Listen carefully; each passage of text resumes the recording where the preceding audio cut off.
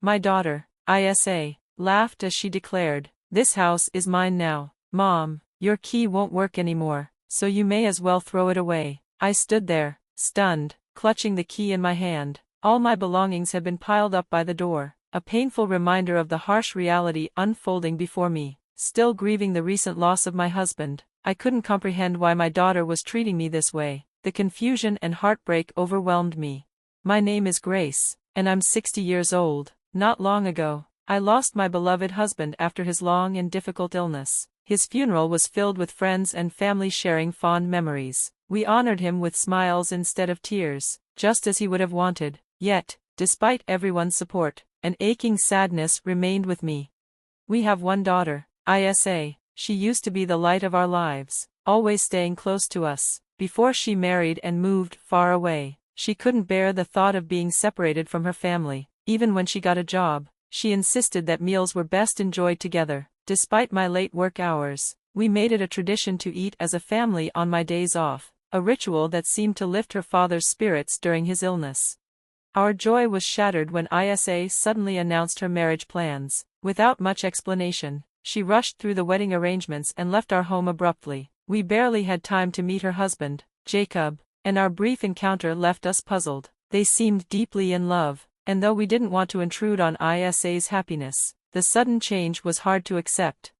After the wedding, Isa grew distant, she stopped visiting, and our once frequent conversations dwindled to nothing. My husband and I called and sent messages daily, desperate to know if she was safe. When she finally answered, her voice was cold and impatient, telling us to stop contacting her. She even made jokes about only speaking to us if we sent her money, slurring her words as though she were drunk. My husband's heart grew heavy hearing this, and he let out a deep sigh. We suspected Jacob's negative influence had changed her. My husband chose not to mention Isa again, trying to shield his heart from the pain. Years passed, and Isa only reached out once more, asking for money to cover her financial troubles. It was the last time she and her father spoke. Meanwhile, my husband and I created precious memories together, taking trips and enjoying hobbies when his health allowed. Yet, as life does, it led to his inevitable passing. Returning home from his funeral, I was met with a devastating sight. Movers, under Isa's command, were stacking my belongings outside in a careless heap. Isa watched the chaos, and when she saw me, she said coldly, "Mom, you can't stay here anymore. I've packed your things. Better find somewhere else before it starts raining and everything gets ruined." Isa, why are you doing this? What's going on? I pleaded, my voice breaking. I couldn't understand any of it. Isa's expression hardened. What's there to explain? You know the deal. Dad's gone, and this house is mine now. Don't pretend you don't get it. A looming figure emerged beside her, Jacob, the man who had changed everything. From the moment Isa married him, she was no longer the daughter I knew. Jacob was no mere company worker, as we first believed. We later discovered he was involved in shady dealings, and his influence on Isa worried us deeply. Jacob sneered, kicking one of my boxes aside. "Outsiders like you have no right here anymore. This house belongs to us now. Stop acting like you don't know that," he spat. "But you can't just come in and force me out like this," I protested, my voice quivering. My belongings were scattered around me, and I felt lost and helpless. "Oh, don't be so harsh," Isa mocked, her voice dripping with false concern. She stepped closer, her eyes meeting mine. "Mom, you'll always be my mother. You can come by whenever you want, just don't feel too sad," she said, a twisted smile on her face. I clung to the key, my heart breaking with every word. Isa snatched the key from my hand and, with a fierce motion, hurled it as far as she could. "What's the matter with you?" she sneered. The key spun through the air, disappearing from sight. I stood frozen, stunned by Isa's sudden outburst. "Sorry about that," she said nonchalantly. "I forgot we changed the locks earlier. There was no point in you holding on to it, so I did you a favor by getting rid of it. Don't make such a big deal out of nothing."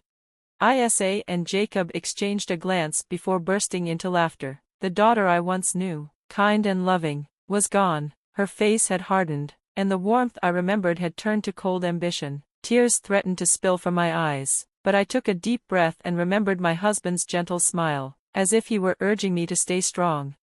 "Isa, I understand what you're trying to say, but this isn't the way to handle it," I said, trying to steady my voice. We should talk inside. This isn't the right place to discuss such matters.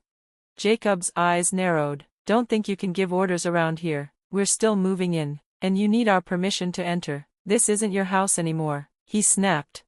I straightened my back and spoke firmly. We need to discuss the details of this house. It's not as simple as you think. There's something important you need to hear. Isa crossed her arms, her face twisted in disbelief. We already know what's important. In fact, I've called someone who'll explain things clearly, and he should be here soon. I continued, let's go inside and have some tea while we wait. If you refuse, I'll be the one calling the police.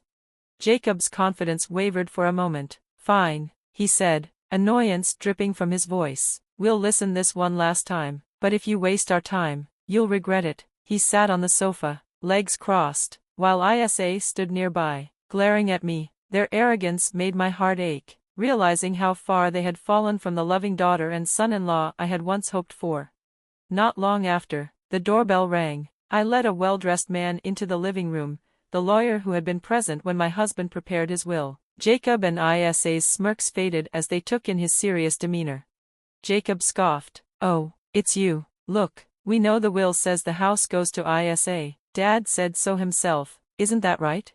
The lawyer adjusted his glasses and spoke clearly. There's a misunderstanding that needs to be addressed. The will does state that the house would go to Isa, but only under specific conditions. Your father outlined a clause that most people overlook, a conditional bequest with revocation. Isa's face twisted in frustration. What's all this legal mumbo-jumbo? Stop confusing us. The lawyer remained calm. The clause states that Grace, your mother, has the right to live in the house as long as she is healthy and able to do so. Isa only inherits the house if Grace becomes too ill to stay here or if she passes away. By attempting to evict Grace, you violated the terms set in the will. Jacob leaned forward, his eyes narrowing in disbelief. Are you serious? You mean to say that one action can take the house away from us? That's ridiculous. The lawyer nodded. The will is very clear. Any violation of this condition, no matter how minor, results in revocation of Isa's right to inherit the property. Jacob's defiance cracked, and he scrambled to regain control. Prove it. When did we violate any conditions? The lawyer didn't flinch. The moving truck outside. For instance, you were prepared to move in without Grace's consent, which demonstrates clear intent to take over the property. This evidence, along with Grace's testimony, is enough to uphold the terms of the will. Your actions today have consequences. Isa's mouth fell open, her confidence shattered. Wait, so we lose the house, just like that? Yes, the lawyer confirmed. Your father wanted to ensure Grace would be protected, and any attempt to undermine that has consequences. Isa's protests grew louder. We told Mom about it. She just forgot and panicked on her own. That's not our fault, she claimed. The lawyer remained unruffled. Such childish excuses don't work in the adult world. Not only did you move in without permission, but you also threw Grace's belongings outside, demanding she leave immediately. I never said that, Isa snapped, her face turning red with fury. You're lying. I can't believe my own mother would make up such accusations. Her voice turned threatening. If you keep this up, I'll sue you. Do you want that? Being sued by your own daughter is the last thing you want, right? So take back what you said.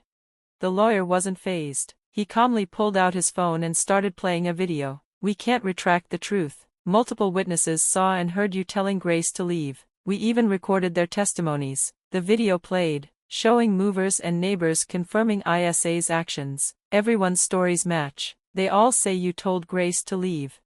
Isa's face twisted in disbelief. You could have paid them to say that. How can we trust this? Stop making a fool of us, Jacob barked, his defiance only growing. Ignoring their accusations, the lawyer produced a key and showed it to them. Isa, you took the key from Grace and threw it away. This was witnessed by several people, and I found it exactly where it was described to be. He held the key up. Changing the locks means Grace couldn't enter or live here, which breaks the condition that she could stay as long as she's healthy. You violated the terms of the inheritance. Isa, now visibly shaking with rage, retorted, don't spout whatever you want. If I get serious, I can make sure a lawyer like you never works again.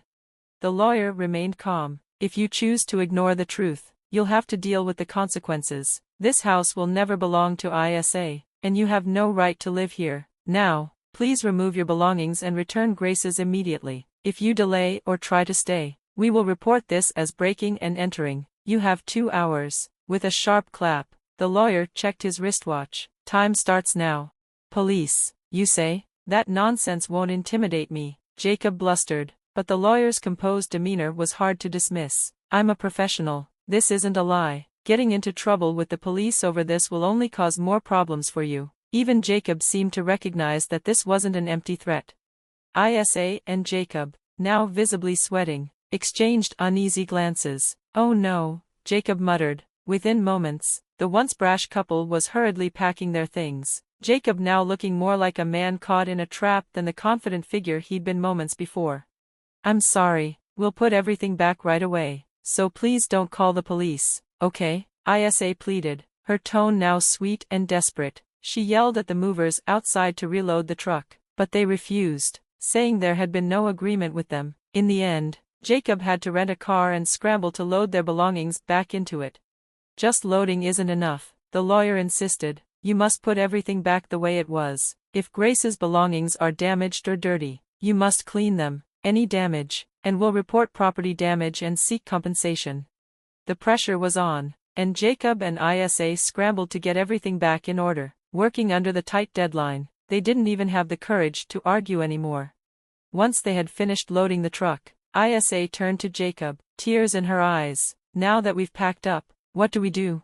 How should I know? Jacob shot back, his patience gone. It's because of your dad's strange will. He blamed ISA for not paying more attention to the conditions of the will. Their argument continued as they drove off, leaving the scene in haste.